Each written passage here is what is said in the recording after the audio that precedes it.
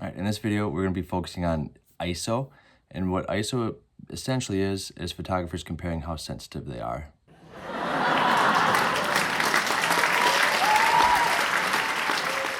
Bad.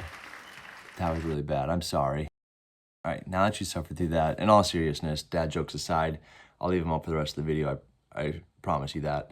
So maybe you're new to photography. Maybe you just picked up a DSLR camera or a mirrorless camera, something, that's not just your cell phone, and you're trying to explore, get into photography a little bit more.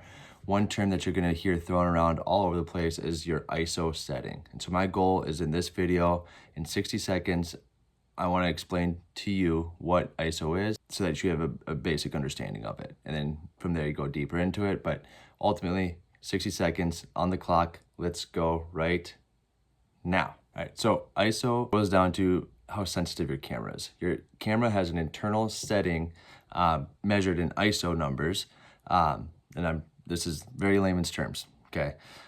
So your camera has these ISO settings.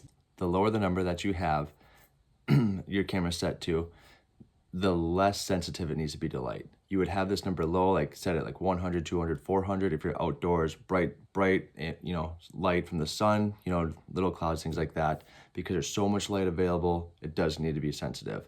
You go indoors, you go into a hallway, into an office or a room or a basement, whatever it is, lights start to dim, it's a little bit darker, your camera needs to become more sensitive to the available light there because there's not so much. So you bump that ISO up to, 1600, maybe 3200, depending on your camera scale, somewhere in that range.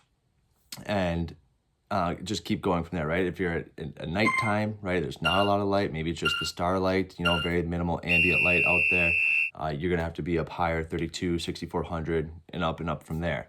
And so that's essentially what ISO is. It's your camera's sensitivity to light. However much light you have is determining where you should put that ISO to. I'm over 60 seconds. I know that. I'm sorry. Try to talk fast. ISO, again, your sensitivity, camera sensitivity to light in the area, in your environment, okay? I'll go into a deep dive, longer video, explaining in depth what it is, more so, and how to use it for your advantage.